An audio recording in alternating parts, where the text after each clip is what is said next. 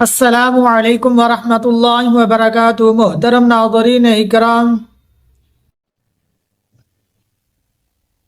امام الانبیاء تاجدار مدینہ فخر العالم صلی اللہ علیہ وسلم کے بہت ہی پیارے صحابی سیدنا ابو درداء رضی اللہ تعالی عنہ فرماتے ہیں کہ 3 کام ایسے ہیں جن کے کرنے سے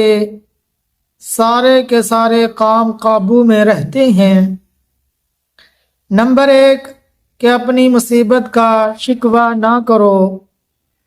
نمبر 2 اپنی بیماری کسی کو مت بتاؤ اور اپنی زبان سے اپنی خوبیاں مت کرو، اور اپنے آپ کو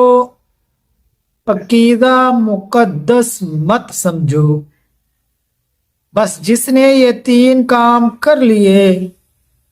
باقی اس کے سارے کام قابو میں رہیں گے۔ اب دیکھیں سیدنا ابو درداء رضی اللہ تعالی عنہ کہ یہ کتنی پیاری اور سنہری باتیں جو سیدنا ابو درداء رضی اللہ تعالی عنہ نے کی۔ حقیقت میں اگر یہ تینوں باتیں ہم اپنا لینا تو بہت بڑے تکبر سے، ریاکاری سے، بد اخلاقی سے، بہت سارے بڑے بڑے گناہوں سے ہم بچ سکتے ہیں۔ تو بڑے بڑے گناہوں سے جب ہم بچ سکتے ہیں تو اس طرح پھر جب ہم گناہوں سے بچیں گے، نیک اعمال کریں گے، اس طرح پھر ہم اللہ تبارک و تعالی کے بہت ہی پسندیدہ مومن بندے بن سکتے ہیں، اور حضور صلی اللہ علیہ وسلم کے بہت ہی سچے امتی بن سکتے ہیں۔ ہم حضور صلی اللہ علیہ وسلم کے سچے غلام اور سچے امتی تو اس شرط پر بن سکتے ہیں